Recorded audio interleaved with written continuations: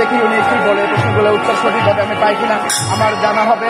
আর ওনার কাছ থেকে আমার অনেক শেখার আছে, উনি আমার গুরুজন। তো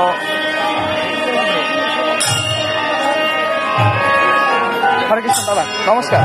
আমি কমল বসু বাড্ডা থেকে এসেছি। বিভিন্ন জায়গায় যেখানে হরিনাম হয় যাওয়ার চেষ্টা করি। আমি পাপি, তারপর দেখি আপনাদের মানে অনেক জায়গায় আমি দেখি, সেই মানে ইন্সপায়ার হয়ে যাই যে দাদারা যায়। তো আপনাকে আমি অতটা ভালো চিনি না, তবে যেখানেই আমি হরিনাম সংকীর্তন হয় সেখানে গেলে আপনাকে দেখতে পাই। আসলে এই হরিনাম একই মানে 16 নাম 32 অক্ষর, এর ভিতরে এমন কি মধু আছে যেখানে মানে হাজার হাজার ভক্তবৃন্দ আসে, হাজার হাজার ভক্তবৃন্দ আসেন এবং অজরে কান্না করেন এই হরিনাম শ্রবণ করতে গিয়ে। আপনাকেও আমি দেখি যেখানে যান আপনি সেখানে এই হরিনামে বিভোর হয়ে কান্না করতে থাকেন। এই প্রশ্নগুলো আমাকে একটু অ্যান্সার দিন। এটা ধন্যবাদ দাদা আপনাকে।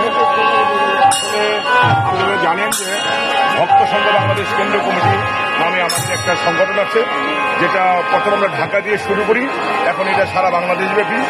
আমাদের এই ভক্ত সংঘ বাংলাদেশ কেন্দ্র কমিটির সদস্যদের একটাই নেশা, সেটা হলো কোথায় গেলে আমরা কৃষ্ণ নাম শুনতে পাবো, কোথায় গেলে আমরা ভক্ত সংঘ করতে পারবো, কোথায় গেলে আমরা কৃষ্ণ বলে কাটতে পারবো, ভক্তের চরণ ধরে আমরা জ্ঞাপন করতে পারবো। কেননা এই কলিতে গৌরাঙ্গ মহাপ্রভু আমাদের একটাই শিক্ষা দিয়ে গেছেন, যেটা হলো তোমরা যদি তোমরা কিছু করতে চাও, যদি তোমরা কিছু পেতে চাও, তাহলে তোমরা কৃষ্ণ নাম করো, কৃষ্ণ নাম শোনো, ভক্তের চরণ তোমরা অঞ্জলিপন করো। তাই আমরা সেই নেশায় ছুটে যাই। সত্যিকার অর্থেই এটা একটা নেশায় পরিণত হয়ে গেছে।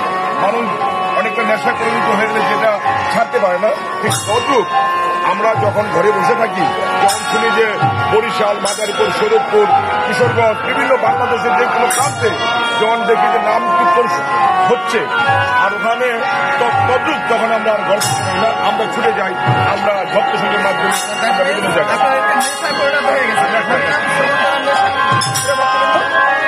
দেখি আরেকজন কাকে পাই, মানে আমার পাশে একজন আরেকজন ভক্ত আছেন পরম বসু। আমি ওনার কাছে আরেকটা প্রশ্ন করি যে আসলে এই যে হরিনাম করতে শুনতে আপনারা বিভিন্ন জায়গায় ছুটে যান, আসলে হরিনাম তো বাসায় বসেও শ্রবণ করা যায়, কিন্তু এই ভক্ত সংঘ বা এই বিভিন্ন প্রোগ্রামে ছুটে যান, এটার মানে মাহাত্ম্যটা কি? আমি তো বাসায় বসে হরিনাম করতে পারি। হরে কৃষ্ণ, হরিবল, জয় জয়। ভক্ত সংঘ বাংলাদেশ কেন্দ্রীয় কমিটির পক্ষ থেকে বলছি, চৈতন্য চরিতামৃতে আমার গৌর সুন্দর উল্লেখ করে গেছেন, হরিনাম হরিনাম হরিনামইব কেবলম, কলো নাস্তব্য নাস্তব্য নাস্তব্য গতির অন্যথা। কলি হত জীবের জন্য হরে কৃষ্ণ কৃষ্ণ কৃষ্ণ হরে হরে, হরে রাম রাম রাম হরে হরে, এই মহামন্ত্র ছাড়া কলি হত জীবের কোনো গতি নাই, উদ্ধারের কোনো গতি নাই, কোনো গতি নাই। 3 বার করে গৌর সুন্দর বলে গেছেন, বলো নাস্তব্য নাস্তব্য নাস্তব্য, 3 বার করে বলে গেছেন। অতএব আমাদের কলি হতজীবদের একমাত্র নাম, সেই জন্যই নামে এসে যদি ভক্ত সাধুগুরু বৈষ্ণবের চরণ ধুলি একটু অঙ্গে লেপন করতে পারি, হয়তো রাধা মাধব কৃপা করতে পারেন। এই জন্যই আমরা বাংলাদেশের এমন কোন জেলা নাই সেখানে গিয়ে সাধুগুরু বৈষ্ণবের চরণ ধুলি মাথায়। হরে কৃষ্ণ।